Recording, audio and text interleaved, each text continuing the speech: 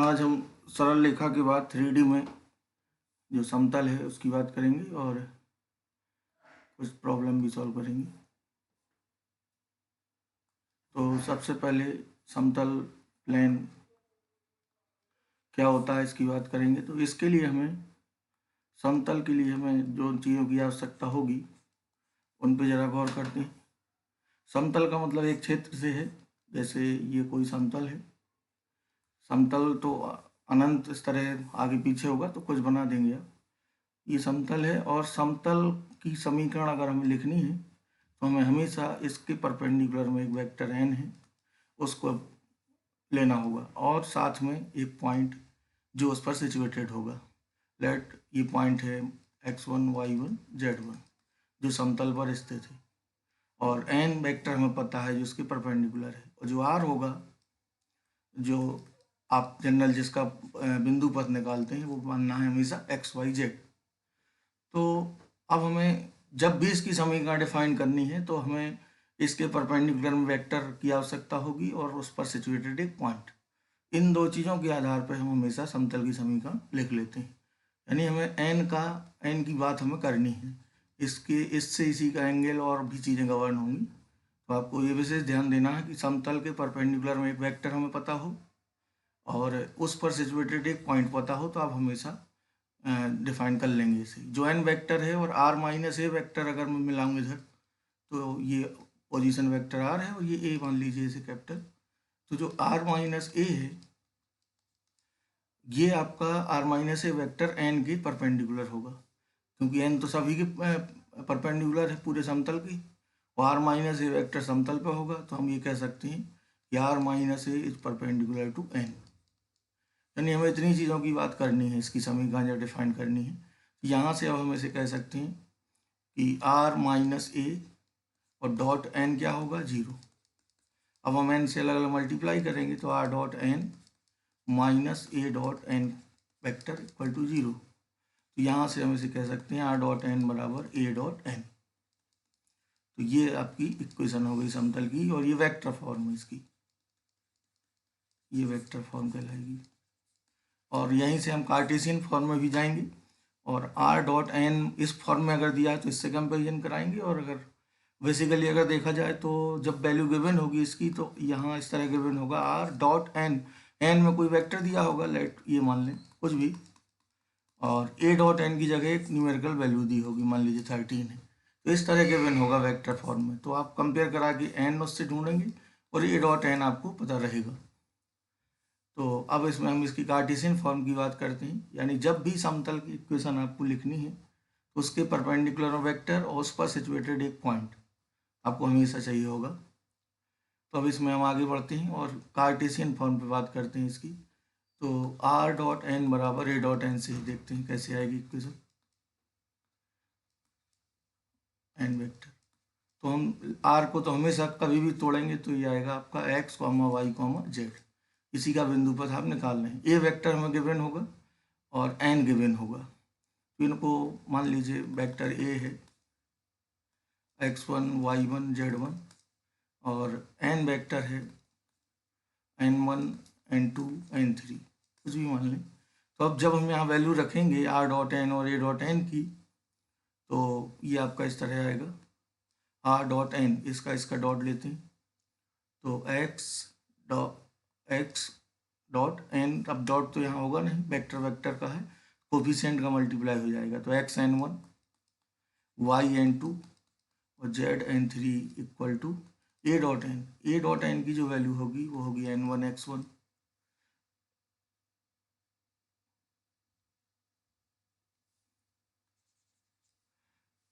इसको इधर लिखते हैं और equal to a dot n की वैल्यू होगी आपकी, ये इसका डॉट होगा तो n1 x1 n2 x2 और n3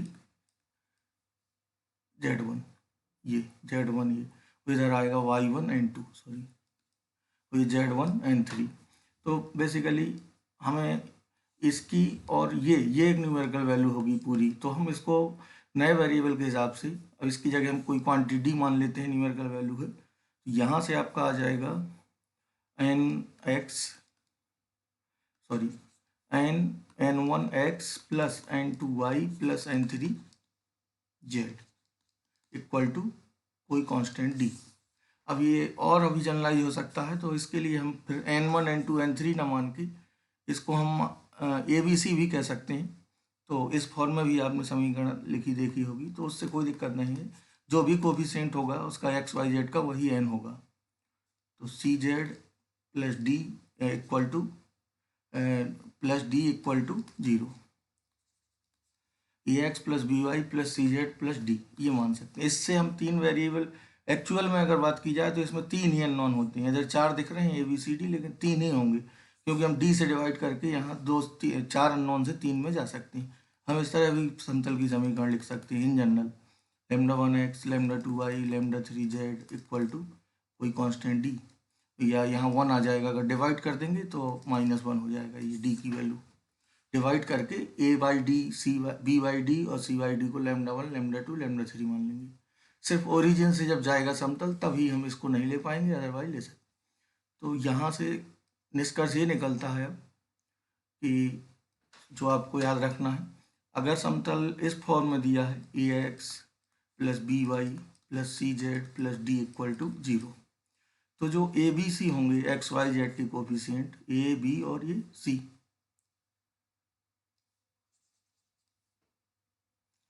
जो ABC होंगे वो आपके, इससे हमें हमेशा क्या मिलेगा, जो XYZ के कोफिशिएंट है इससे हमें n मिलेगा। अगर इस फॉर्म में गिवन है तो आप कंपेरिजन करा के n फाइंड कर लेंगे हमेशा, और A.n की वैल्यू ये होगी। तो हमें n की ही जरूरत पड़ती है। तो ये हो गया कार्टेशियन फॉर्म, और वेक्टर फॉर्म में आपका ये भी आप देख चुके हैं R.n इक्वल टू A.n। तो इसमें ये n होगा जो, और A.n में यहाँ न्यूमेरिकल वैल्यू होगी। तो इसमें आप प्रॉब्लम लेते हैं।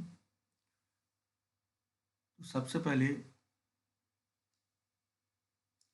हमने इसकी इक्वेशन देखी, अब आगे बढ़ते हैं इसमें। तो अब कुछ कैलकुलेशन इसके साथ करते हैं। तो सबसे पहले जो ज़रूरत पड़ती है हमें, वो दो लाइन को हमें दिखाना होता है कि प्रूव करिए ये समतली है। तो चलिए इसके लिए बात कर लें, और समतल भी पूछा जाएगा। तो मैं यहाँ लिखता हूँ दो रेखाओं की समतली होने का प्रतिबंध। अगर दो रेखाएं एक समतल में हैं तो कहेगा कि सिद्ध करो ये दो रेखाएं समतली हैं, और इनको रखने वाला समतल ही बताइए होने का प्रतिबंध। तो इसका सीधा ये है कि अगर हमें लाइन गिवन है तो लाइन की इक्वेशन आप पहले देख चुके हैं, और वो होती है आपकी vector R equal to A1 A2 लगा दीजिए, क्योंकि दो लाइन होंगी, λ(b1), और दूसरी लाइन है R equal to A2 plus μ(b2) vector. ये अब हमें प्रूव करना है कि ये लाइन कैसी है, कोप्लेनर है, समतली है। इसके लिए आपको हमेशा ध्यान देना है। पहले हम थोड़ा सा बात करना चाहेंगे अदिश त्रिकोण की। जैसे तीन सदिश हैं, मान लीजिए एक सदिश A है, एक B है, कहीं भी एक प्लेन में है, और एक C है। अगर तीन सदिश एक ही प्लेन में लाई कर रहे हैं तो इनका जो अदिश त्रिगुणन होगा, जिसे हम बोलते हैं A.B×C, ये इसकी वैल्यू 0 होगी। हम इसकी बात इसलिए कर रहे हैं क्योंकि समतली वेक्टरों की जो कंडीशन है वो हमें ध्यान रखनी होगी, और ये हमेशा 0 होगा, ये A.B×C। और B.C×A कुछ भी निकालेंगे आप, एक का डॉट और दो का क्रॉस करके इस तरह डॉट लेंगे तो हमेशा 0 होगा। इनफैक्ट जब तीन सदस्यों को हमें समतली प्रूव करना होगा तो हम इसको डिटरमिनेंट के फॉर्म में लिखते हैं। कभी भी आपको तीन वेक्टर गिवन हो, इन जनरल बिल्कुल हम बात कर रहे हैं, A1x B1y और C1z इक्वल टू 0, इस फॉर्म में अगर आपको तीन कंडीशन, तीन वेक्टर दिए हैं i j k करके, तो उनका जो डिटरमिनेंट बनेगा उसकी वैल्यू क्या होगी, 0, क्योंकि बॉक्स प्रोडक्ट के इक्वल होता है ये। तो हम थोड़ा सा इसमें आपको और आगे बताना चाहेंगे। तो आपको सबसे पहले जो भी लाइन गिवन होंगी उनसे हम पॉइंट निकालेंगे।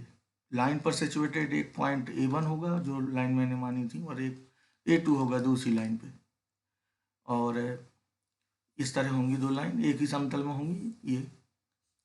ये मान लीजिए इसकी डायरेक्शन v1 है, ये दूसरी लाइन की डायरेक्शन v2 है, ये पॉइंट ऑफ इंटरसेक्शन है और a1 इस पर सिचुएटेड होगा कहीं ये, और a2 इस पे होगा। अब हमें तीन सदिश ढूंढने हैं जो समतली, दो लाइन के समतली होने का प्रतिबंध, हम उसकी बात कर रहे हैं।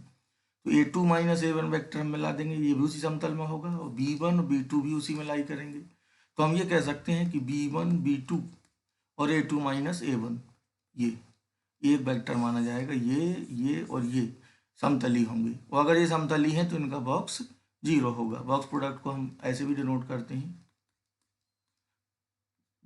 इस तरह बड़ा ब्रैकेट होता है, इसलिए इसको बॉक्स प्रोडक्ट बोलते हैं, ये 0 होता है।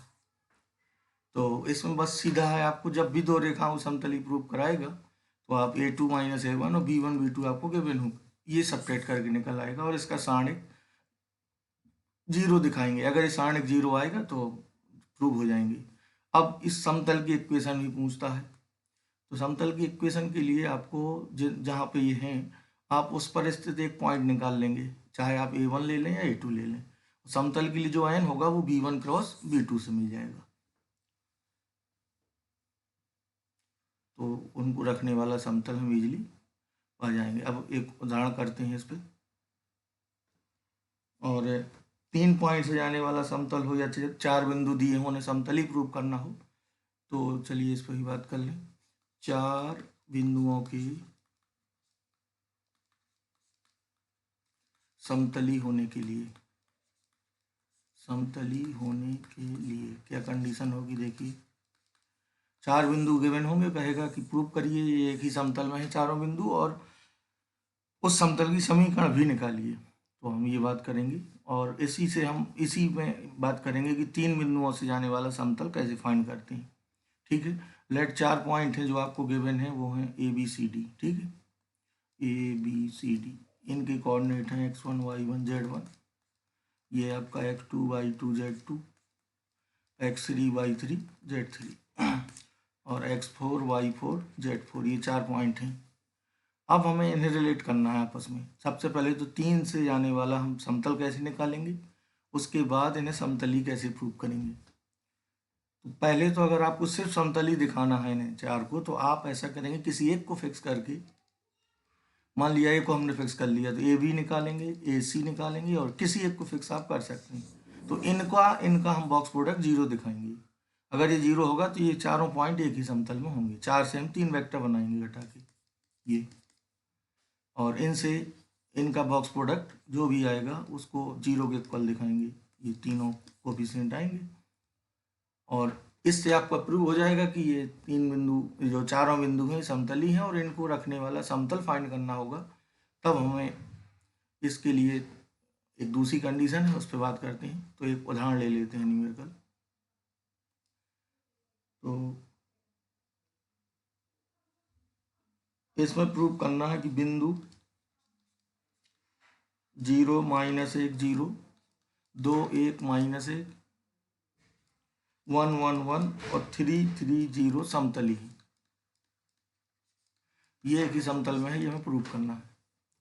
तो इनको हम ABCD मान लेंगे। पहले ABCD, ए को फिक्स कर लेते हैं, AB वेक्टर निकालेंगे B माइनस A से, AC में फाइंड करेंगे, और AD सब्ट्रैक्ट करते हैं B माइनस A, B में से A घटाएंगे तो ये आएगा 2 2 और -1, C माइनस A करेंगे 1 2 1, और फिर आएगा AD D माइनस A, तो दैट इज 3 4 0।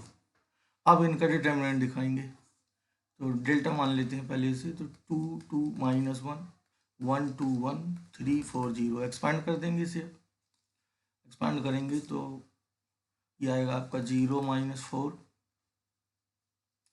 -2, तो ये होगा आपका 0 -3, और आखिरी होगा -1, और ये आएगा 4 -6, ये आपका हुआ -8 +6, और ये हुआ आपका +2, तो ये आपका 8 - 8 0 हो जाएगा। तो यहाँ से प्रूव हो जाएगा कि ये एक समतल में है चारों पॉइंट। 4 से 3 बना के उनका डिटरमिनेंट 0 कराना होगा। अब हम 3 से जाने वाला समतल फाइंड करना चाहें अगर किन्हीं 3 पॉइंट से, तो उसके लिए अब हमें इसको भी थोड़ा समझना है। तो मैं इन्हीं 3 पॉइंट से पास होने वाला समतल निकाल लेता हूँ। ये जो 3 पॉइंट हैं, ये चलिए इसको अलग से ले लेते हैं। यानी हम बात कर रहे हैं 3 बिंदुओं से जाने वाला समतल कैसे फाइंड करेंगे। 3 बिंदुओं से जाने वाला समतल, 3 बिंदुओं से जाने वाला समतल, तीनों पॉइंट मान लेते हैं 0 -1 0, और दूसरा है 2 1 -1, तीसरा है 1 1 1 3 3 0। तो सॉरी 3 ही लेने हैं हमें, 3 से जाने वाला देखना है, इसको हटा देते हैं। चलिए ये 3 पॉइंट हैं, ए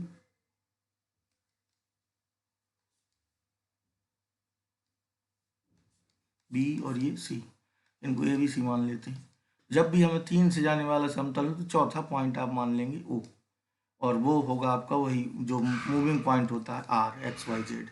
ठीक है, इसे ओ कह दिया। अब हम इन चार को 4 पॉइंट हो जाएंगे आपके पास, 3 गिवन होंगे, चौथा ये मानना है हमेशा एक्स वाई जेड, इसी का तो आपको बिंदु पथ निकालना है। तो आप एक को फिक्स करके 3 वेक्टर बनाएंगे और उनका डिटरमिनेंट 0। तो आपको यहाँ ये ध्यान रखिएगा कि ओ को फिक्स नहीं करना है, क्योंकि एक्स वाई जेड फिर सब में आ जाएगा सेपरेट करने में। तो आप ए को कर लें या बी को या सी को, इनमें से किसी एक को सब फिक्स कर सकते हैं। तो चलिए मैं ए को ही करता हूँ। तो मैं यहाँ फाइंड करूँगा ए बी, ए सी, ए से बी, ए से सी और ए से ओ, या ए ओ कह सकते हैं इसे। ठीक, ए बी क्या होगा, बी माइनस ए से, ए को फिक्स कर लिए पहले पॉइंट को, तो ध्यान भी रहेगा आपको, बी माइनस ए, तो 2 -1। ठीक, अब आएगा सी माइनस ए, सी में से ए की सब्ट्रैक्ट करिए, 1 2 1। फिर आएगा आपका ओ माइनस ए, ओ ये है और ए ये है, तो सब्ट्रैक्ट होगा जब, तो x y plus 1 z minus 0। अब हम इन्हें किसी भी क्रम में लिख सकते हैं डिटर्मिनेंट में, पहले वाले में भी ले सकते हैं और कहीं भी किसी भी क्रम में ले सकते हैं। तो मैं एक्स वाई जेड वाला पहले ले लेता हूँ, इसका ये 0 होगा क्योंकि ये तीनों एक ही समतल में हैं, वही तो आप फाइंड कर रहे हैं। तो पहला पॉइंट है आपका एक्स, इनके कोफिशिएंट यहाँ आ जाएंगे जेड, और ये होगा आपका 2 2 -1, और एक है आपका 1 2 1। ये इसको एक्सपांड कर देंगे तो जो इक्वेशन आएगी एक्स वाई जेड में, वही आपकी समतल की समीकरण होगी। तो इसको ध्यान रखना है और इनको याद नहीं करना है। याद ना करके आपको चीज़ें समझना है कि हम किस तरह से चीज़ों को रिलेट कर रहे हैं। बेसिकली 3 बिंदु से आने वाला समतल है, तो आप किसी भी तरह एक्स वाई जेड को आपको इंसर्ट करना है इक्वेशन के लिए और तीनों पॉइंट का यूज करना है। तो यहाँ पे आपको इसी तरह चीज़ों को सीखने की कोशिश करनी है। जब भी 3 पॉइंट से जाने वाला समतल होगा, फिर से हम बात कर लेते हैं। मान लीजिए ये ए बी सी हैं, ये एक ही समतल में है, इनसे जाने वाला समतल हम फाइंड करना हो तो चौथा पॉइंट हम लेते हैं एक्स वाई जेड। फिर ए से बी को, ए से सी को, ए से ओ को मिला के 3 वेक्टर ढूंढते हैं जो समतल में है, जो हमें फाइंड करना है। फिर इसका डिटरमिनेंट 0 करने से हमें इक्वेशन मिल जाती है। और क्रम आप कोई भी लेंगे यहाँ, A B A C A D, किसी भी क्रम में, इससे आपके आंसर में फर्क नहीं पड़ेगा, इक्वल में 0 है इसलिए। अब देखते हैं किसी पॉइंट से परपेंडिकुलर डिस्टेंस। ठीक है, प्लेन पर बिंदु x1 y1 z1 से समतल ax plus B Y plus C Z plus D बराबर 0 पर लंब की माप, लंब की माप, और फुट ऑफ परपेंडिकुलर भी निकाल लेंगे। और इसके बाद फिर कुछ केसेस और हैं, तो चलिए एक फिगर बना लेते हैं रफ इसकी। मान लिया ये है समतल, ये हो गया इसका एंड, इस तरह होगा जो भी होगा, और ये है point x1 y1 z1, N इसका जो भी होगा उस हिसाब से गिवन होगा, x1 y1 z1 हमें परपेंडिकुलर ड्रॉप करना है इस पर, और वो डिस्टेंस फाइंड करनी है। ये ओ मान लेते हैं, और ये अगर मान लिया ए है तो ओ ए डिस्टेंस चाहिए आपको। तो ये जो एन होगा ये तो समतल का गिवन होगा, हमें समतल से फाइंड हो जाएगा। तो ये और ये पैरेलल होंगे। यहाँ पे आपको लाइन फाइंड करनी है पहले। तो लाइन के लिए आप ऐसी लाइन निकालेंगे जो x1 y1 z1 से जाए और एन के पैरेलल हो। हमें किसी भी तरह एन का यूज करना है जो गिवन है, और इस पॉइंट का यूज करना है। तो इजी यही रहेगा कि आप x1 y1 z1 से जाने वाली एक लाइन फाइंड करेंगे जो n के पैरेलल है, n भी हो जाएगा और ये पॉइंट आ जाएगा। उसके बाद एक मूविंग पॉइंट लेंगे हम लाइन पे, और वो मूविंग पॉइंट ए पर हो किसी खास कंडीशन में, ए पे लाई करा के वहाँ से हम लैम्डा फाइंड करेंगे। एक उदाहरण लेते हैं।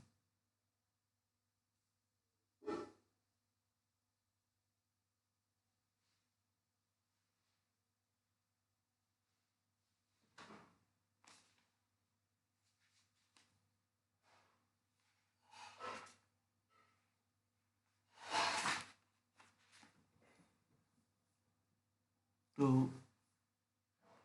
एग्जाम्पल लेते हैं यहाँ, ये आपका समतल 2x plus y plus z बराबर 0 पर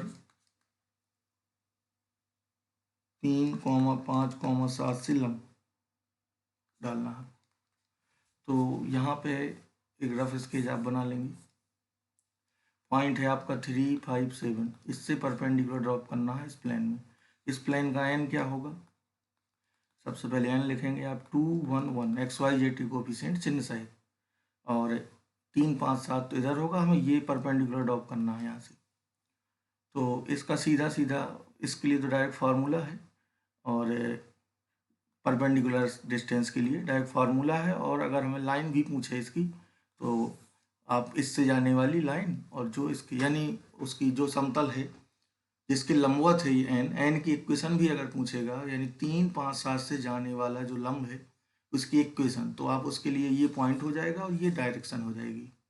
इधर फिलहाल जो फॉर्मूला है इसका वो सीधा सीधा कोऑर्डिनेट से मिलता जुलता है 2D से, तो मैं उसी को लिखता हूँ पहले, A X plus B Y plus C Z, यानी एक कार्टेशियन से ही याद रखेंगे इसे, वेक्टर से थोड़ा सा ज़्यादा बड़ा होगा। तो ये मान लीजिए कोई प्लेन है और ये पॉइंट है, तो परपेंडिकुलर डिस्टेंस होती है आपकी बिल्कुल 2D जैसी, ax1 by1 cz1 plus D बटे अंडर रूट ए स्क्वायर बी स्क्वायर सी स्क्वायर, और अगर नेगेटिव है तो मॉड लगा देंगे। तो उसी से मिलता जुलता है जो आपने 2D में लाइन में पढ़ा है। लाइन में आप ये पढ़ चुके हैं, ये लाइन होती थी और पॉइंट होता था x1 y1। Length of perpendicular क्या होती थी? ax1 by1 cz1 sorry plus C equal upon में आता था A square plus B square, ये होती थी। तो यहाँ ये परपेंडिकुलर डिस्टेंस एकदम आसान रहेगी, इस वाले को भी सॉल्व कर लेते हैं। तो इसमें हमें जो प्लेन था वो गिवन था 2x plus y plus z, और पॉइंट था 3, 5, 7, इससे परपेंडिकुलर लेंथ पूछी गई थी। तो सीधा p इक्वल टू होगा, ये लाई करा देंगे एक्स वाई जेड की जगह 3, 5 और 7, इधर 2 गुणा 3 प्लस 1 गुणा 5 प्लस 7 बटे अंडर रूट 2 का स्क्वायर 1 का स्क्वायर 1 का स्क्वायर, 6, 5, 11 और 7, 18 बटे अंडर रूट 6। तो ये आपकी लेंथ आ जाएगी।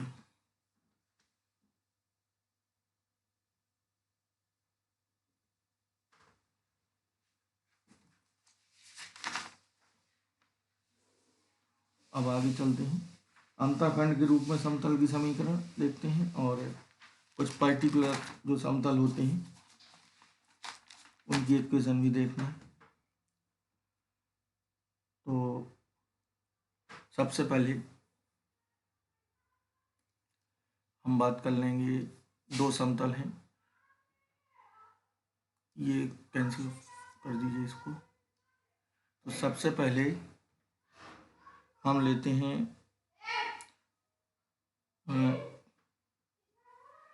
प्लेन की बात कर रहे हैं, ठीक।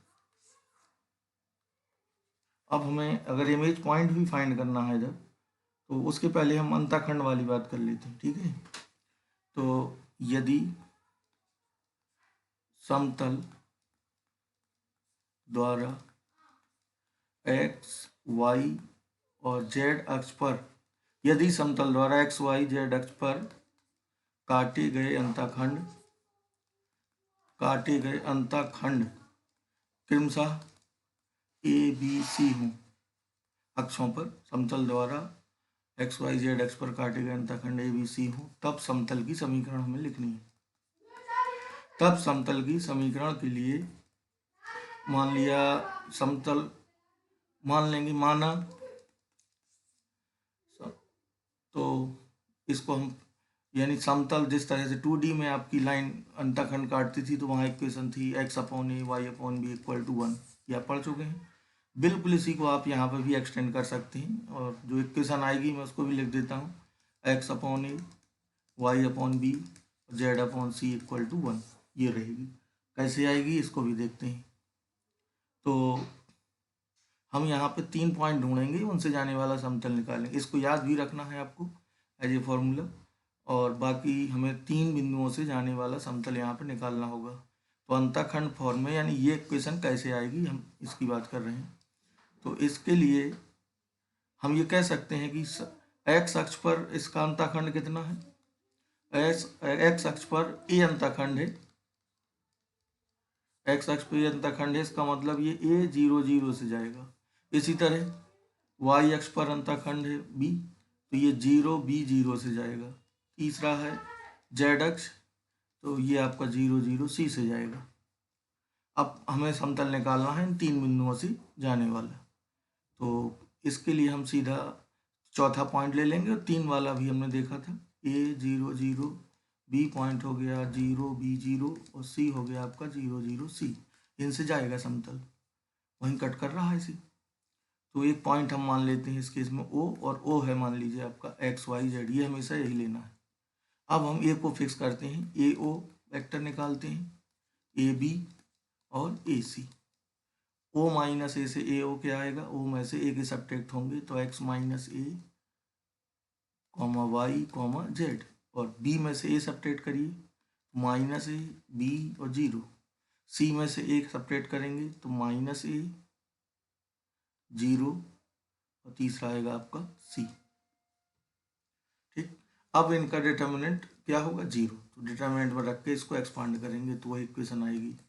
इसको कर देते हैं कैलकुलेशन, x माइनस ए वाई और z, इसमें आएगा minus a b 0 minus a 0 c। अब हम इसे एक्सपांड करते हैं तो x माइनस a के साथ आपका आएगा B C minus 0 minus Y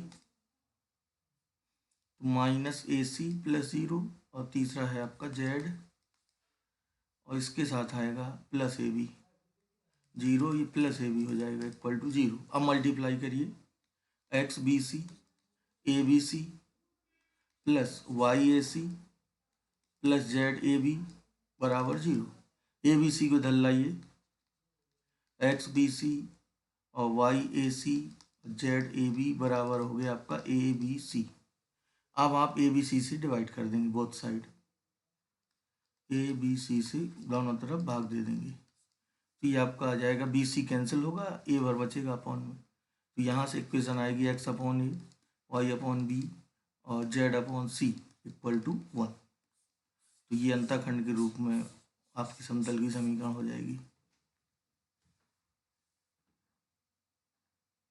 अब जो ट्रायंगल बनता है, इनसे एक ट्रायंगल भी बनेगा, जब ये अक्षों पे काटेगा तो इनका एरिया भी पूछता है, तो एरिया भी फाइंड कर लेंगे, ये आपने वेक्टर में देखा है। अब हम इसमें आगे चलते हैं, दो समतलों के बीच का कोण हमें फाइंड करना हो तो ये भी इसमें ज़्यादा दिक्कत नहीं है, दो समतलों के बीच का कोण। इसके लिए आपको बिल्कुल सीधा रहेगा हिसाब कि जब भी दो समतल कट करेंगे तो आप उनके n1 n2 के बीच का कोण निकाल लेंगे। लेट ये हैं दो समतल, ये इसका जो n1 होगा वो इसके परपेंडिकुलर होगा, और इसका जो n होगा इसे n2 मान लेते हैं, ये इस वाले के परपेंडिकुलर होगा। तो हम यहाँ पे जब भी हमें दो समतलों के बीच का कोण चाहिए तो सीधा सीधा हम जो उनके परपेंडिकुलर वेक्टर हैं दोनों के अलग अलग n1 और n2, तो n1 व n2 के बीच का कोण निकालेंगे, यही समतलों के बीच का कोण होगा। दो सदिश हमें हमेशा समतल दिए होंगे तो n1 n2 पता होंगे के बीच का कोण। तो सीधा सीधा डॉट प्रोडक्ट से यानी इससे आप सीधे सीधे दो वेक्टरों के बीच का कोण निकाल लेंगे, वही समतलों के बीच का कोण होगा। यहाँ आएगा आपका cos थीटा, यहाँ से फाइंड हो जाएगा हमेशा। ठीक है, अब आगे बढ़ते हैं। इसमें दो समतलों की परिच्छेद रेखा से जाने वाली, परिच्छेद रेखा हम इसलिए बोल रहे हैं क्योंकि दो समतल रेखा पे ही परिच्छेद करेंगे, बिंदुओं पर नहीं। ठीक है, तो इस पे भी बहुत क्वेश्चन बनते हैं। इसमें गिवन कंडीशन आपको उससे लैम्डा फाइंड करना होता है। तो चलिए इसको भी मैं लिख देता हूँ। दो समतलों, तो मैं दो समतलों को ऐसे मान लेता हूँ r डॉट n1 बराबर a डॉट n, तो इसको मैं कह सकता हूँ d1, और दूसरा समतल है r डॉट n2 बराबर d2।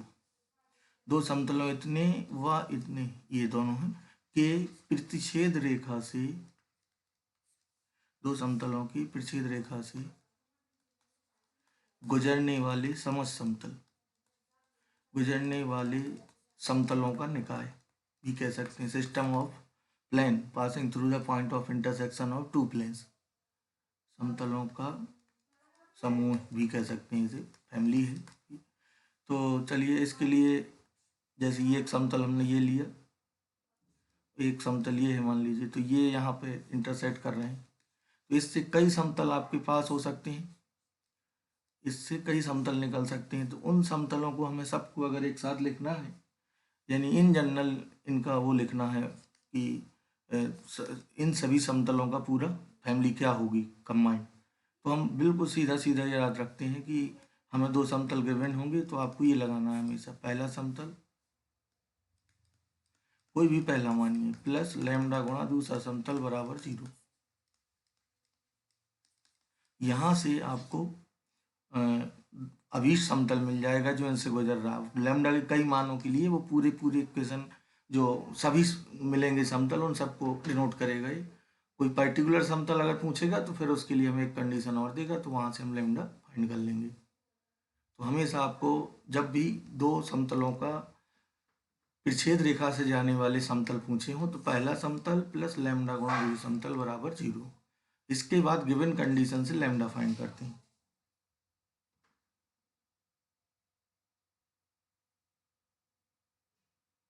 तो एक उदाहरण लेते हैं इसमें।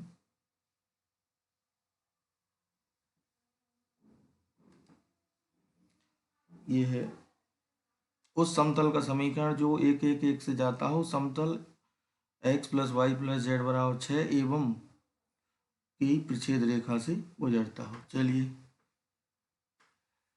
तो वह समतल बताओ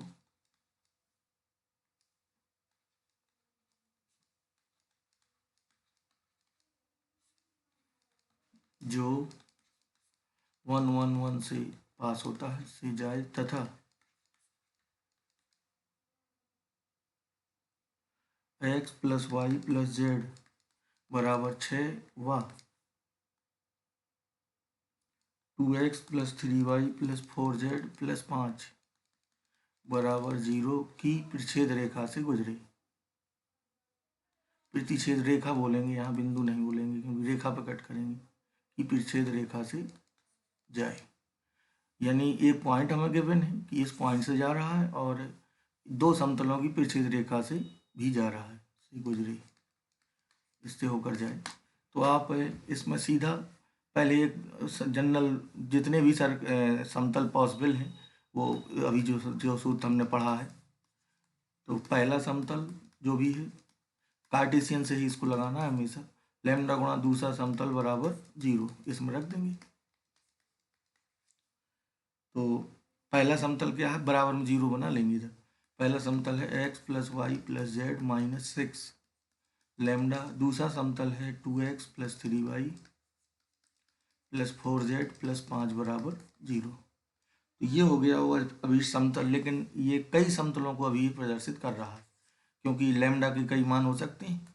तो हमें पर्टिकुलर कौन सा पूछा है, जब 1 1 से जाए, तो अब हम 1 1 से लाई करा के लैम्डा फाइंड कर लेंगे, फिर यहाँ लैम्डा 1 में फिर रख देंगे, तो लिखेंगे अभीष्ट समतल जो हमें फाइंड करना है,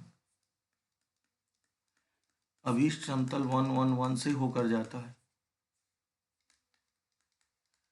इनसे होके जाता है तो लाई करेगा, एक्स वाई जेड तीनों की जगह 1 1 1 यहाँ से सिचुएट करा देंगे समीकरण एक में। तो 1 + 1 + 1 एक्स वाई जेड की जगह 1 रखना है। ये आ जाएगा 2 3 4 और 5, 1 1 हो जाएंगे सब इक्वल टू 0। तो ये -3 बचा और लैम्डा ये आएगा आपका 9 3 12 तो 14 इक्वल टू 0। तो लैम्डा आ जाएगा 3/14 ये, और लैम्डा आप पुट कर देंगे 1 में। तो लैम्डा बराबर 3/14 1 में रखने पर ये, फिर आपको थोड़ा सा सॉल्व और करना होगा इसे। तो ये आएगा 3/14 और इनटू में 2x + 3y पूरा रहेगा। फिर 14 का यहाँ गुणा कर देंगे और उसके बाद जोड़ घटा देंगे इसे। मुख्य चीज़ यही है, लैम्डा यहाँ रख के आप एलसीएम ले लेंगे, फिर 14 का गुणा इसमें हो जाएगा और ये 3 का गुणा यहाँ, फिर एक्स वाई जेड अलग अलग जोड़ घटा देंगे।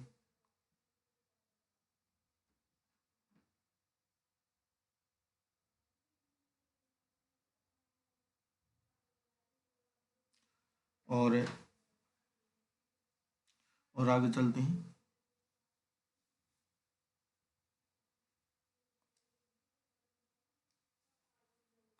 इसके लिए एक होमवर्क में भी मैं दे देता हूँ आपको कि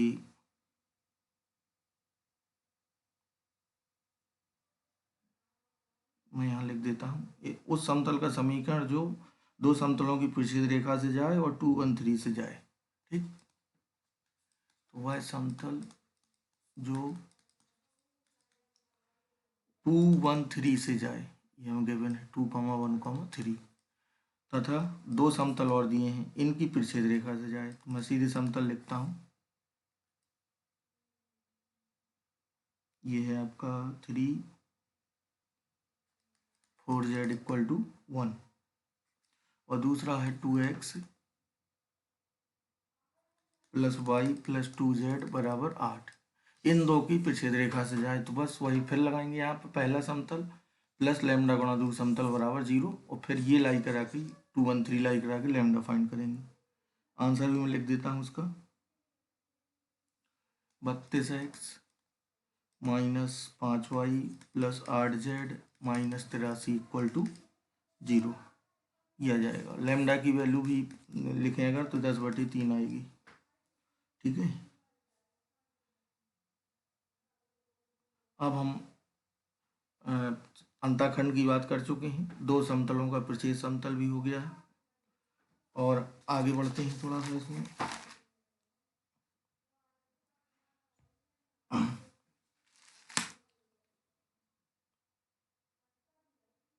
सरल रेखा की लंबाई इतने से, तो कभी कभी इसमें लाइन और इसका कंबाइंड क्वेश्चन बनता है। तो पिछले टर्म में हमने लाइन की बात की थी 3D में, और यहाँ पे भी अब आपको कुछ जो केसेस और हैं उनको भी देखेंगे। और एक पर्टिकुलर केस है सर्किल के लिए, जरा उसको भी सर्किल सॉरी प्लेन के लिए। तो r·n = a·n, ये प्लेन की इक्वेशन होती है वेक्टर फॉर्म में।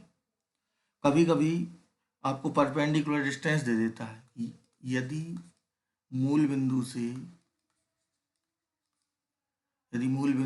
0 0 से समतल पर लंब की माप दी हो, समतल पर लंब की माप गिवन है P, ठीक है, तब समतल निकलेगा आपका। उस केस में जो P होगा, P आपका इक्वल हो जाएगा ये प्रोजेक्शन की, और उसको हम कह सकते हैं r·n कैप, और या इसी को हम कह सकते हैं r·n/mod n। तो जब भी P गिवन होगा तो वो कहेगा कि मूल बिंदु से समतल पर डाले गए लंब की माप ये है। तो P की वैल्यू ये आपको याद रखनी है ये, फिर हम इसी से फाइंड करेंगे, लेकिन इसमें हमें पहले थोड़ा सा इसको सॉल्व करना होगा। तो जो जनरल इक्वेशन होती है इसमें हम mod n से बोथ साइड डिवाइड कर रहे हैं, mod n से दोनों पक्षों में भाग। तो ये आपका हो जाएगा r·n/mod n = a·n/mod n। अब हम इसको कैप में लिख सकते हैं, r·n कैप = a·n कैप, ये हो जाएगा जैसे, और इसकी वैल्यू फिर हम P लिख देंगे। तो पूरा फॉर्मूला हम लिख सकते हैं r·n कैप = P, ये हो जाएगा।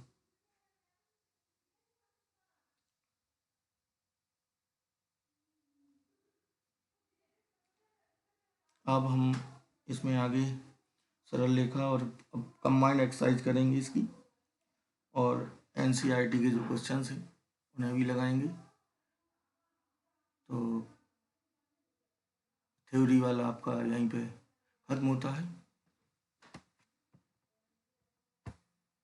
Thank you.